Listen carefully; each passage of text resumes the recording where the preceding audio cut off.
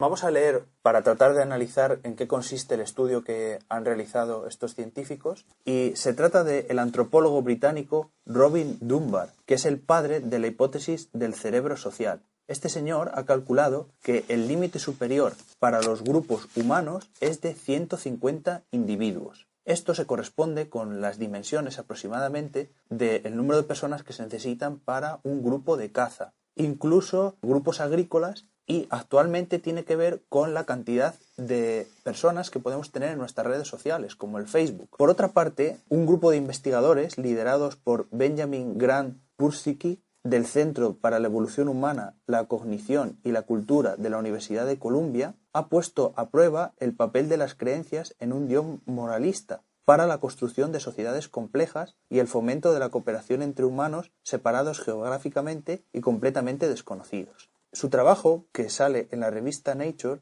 ha consistido en un estudio sobre 591 personas, que este número, es bastante pequeño, pero han llegado a la conclusión de que esas personas han sido escogidas profesando todo tipo de religiones, como el cristianismo, el budismo, etc., y se les ha hecho un estudio a través de juegos en los que tenían que repartir recursos y demás, y se ha observado que los individuos que creen en un Dios que define lo que es bueno y lo que es malo y que sabe lo que hacemos, y como si fuera una especie de gran hermano, esas personas que creen en ese Dios pues tienen un espíritu más cooperativo con el resto de los individuos. Y por eso han sacado esta conclusión, la importancia que tienen las religiones en una sociedad compleja. Y bien, don Antonio, no sé si usted quiere... Sí, quiero comentar ahora la parte principal de este estudio. La pregunta es que tú, como científico, te habrás fijado como yo que la muestra es demasiado pequeña. Sí. Puede ser significativo, pero nunca darle carácter científico. Sin embargo, el tema es tan importante, tan interesante, que comprendo que la revista Nature la haya publicado. Es decir, que el tema es interesantísimo y se comprende por qué yo hablo ahora en un terreno personalísimo. Recordáis que en todos mis avances sobre el origen de la humanidad, sobre el origen de la tribu y también sobre el origen del poder y del derecho penal, hablaba siempre de que en los pueblos primitivos, tiempos completamente inmemoriales, pero donde ya se conocen algunas normas de conducta, las tribus de cazadores y cosechadores de frutos que no conocían la agricultura ni la ganadería y por tanto tenían que ser pueblos condenados al nomadismo, se había descubierto hace ya tiempo. Yo lo conozco hace por lo menos 15 o 20 años o más. Una ley llamada mitosis, a imitación de lo que sucede en la división de una célula en dos, en virtud de la cual una tribu, cuando llegaba a tener un número aproximado de 400 personas, no podía seguir juntos, no podían vivir y se dividía en dos mitades para que con aproximadamente 200 cada uno ya pudiera vivir la colectividad y no se ocasionaran problemas internos capaces de destruir al grupo. Esto es lo que ahora se ha confirmado con la tesis de Robin Dunbar, a quien yo no he leído. Yo todo lo que decía de la mitosis había unanimidad en todos los antropólogos modernos. Este Robin Dunbar actualmente dice que son 150 individuos. Para mí no tiene importancia ninguna que la unidad mínima para asegurar la supervivencia de un grupo sea 150. Eso ha tenido mucha influencia en mi pensamiento, porque no solamente lo he aplicado al conocimiento del origen de la humanidad, sino también a la futura organización política. Cuando yo pienso y creo en mi teoría pura de la República, la tesis de la mónada está basada en estos mismos datos antropológicos. Yo no me inspiro tanto en Leibniz, sí, en Leibniz me inspira la construcción filosófica de la mónada, pero corrijo su teoría de que las mónadas son incomunicables entre sí, que solamente pueden comunicarse a través de Dios. Eso lo suprimo porque yo busco un modelo para hacer una construcción de una teoría democrática política basada en la unidad mínima de poder, no la unidad mínima social. Fue el error de Aristóteles cuando busca el origen en la familia y fue el error de la Revolución Francesa cuando cree que la unidad política es el individuo. No, si se trata del poder y están de acuerdo desde Maquiavelo todos que es la ciencia del poder, entonces habrá que buscar para construir esa función, esa actividad humana como ciencia,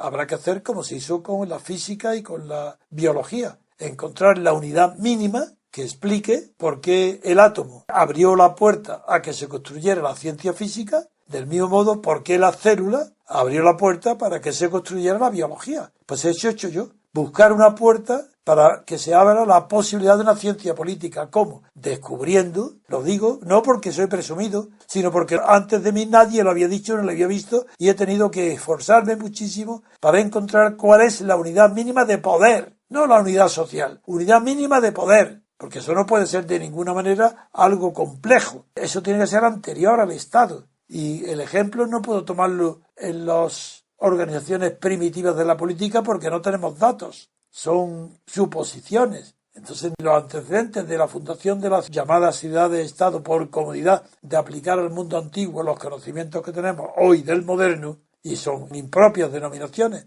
Ni Atenas ni Grecia fue una ciudad-estado ni Roma. Fueron ciudades imperiales, le llamamos ciudades también por comodidad. Fueron organizaciones políticas imperiales que su sede imperial estaba en una ciudad, Atenas, Roma. Pero yo, como he querido, como científico de la política, buscar una explicación al nacimiento del Estado, encontré en la mónada esa especie de átomo o célula que me permite sobre ella ir construyendo la política, ir construyendo una teoría del Estado. Ya sé que la tarea es inmensa. Bueno, eso a mí no me va a arredrar. Habrá que tenerse los resultados. Si no he logrado lo que proponía, pues no se hablará de mí y no tiene importancia ninguna, porque la ciencia avanza de este modo. Pero de momento me ha resultado una hipótesis bella, sencilla, hermosa, que me ha permitido, primero, el descubrimiento de que la unidad mínima es la electoral. ¿Cómo es posible? Sí, porque yo me sitúo antes del Estado moderno, después de la caída del Imperio Romano, es decir, en plena Edad Media. Como esos datos sí que son conocidos y todavía el poder político depende exclusivamente de la fuerza militar de los duques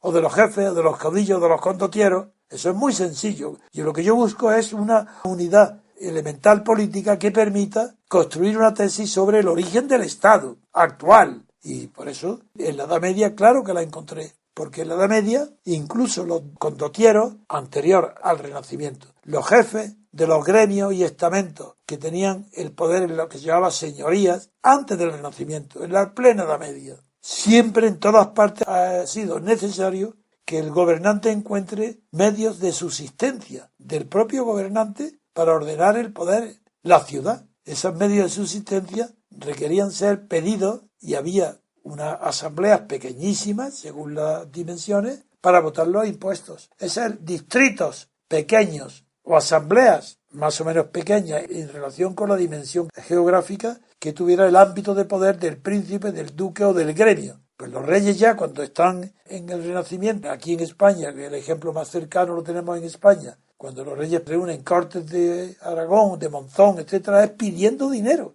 Pues esos que acuden a esas cortes son elegidos para que vayan ahí. Entonces, las unidades mínimas son aquellas que han permitido seleccionar a un grupo pequeño que discuta y que apruebe actos realizados exclusivamente por el mayor poder físico de una persona sobre otra, que es el fundamento del poder de los príncipes, reyes, duques y etcétera. Bien, tan importante es ese descubrimiento que me lleva de la mano a descubrir entonces que la nación forzosamente no es que sea anterior al Estado, eso por supuesto. No, el descubrimiento me lleva de la mano a otro sensacional, y es que la nación es la única que está legitimada para hacer leyes. La que aprueba los impuestos es la que tiene el poder de hacer las leyes, no es el Estado ni el príncipe, es el que paga los impuestos. Y eso es la teoría de Estados Unidos, del juez Marshall, y también hoy en Israel. La nación anterior al Estado. La legislación no es potestad del Estado. El poder legislativo pertenece a la nación. Por eso cuando en mi teoría se habla de poderes separados, tiene un fundamento mucho más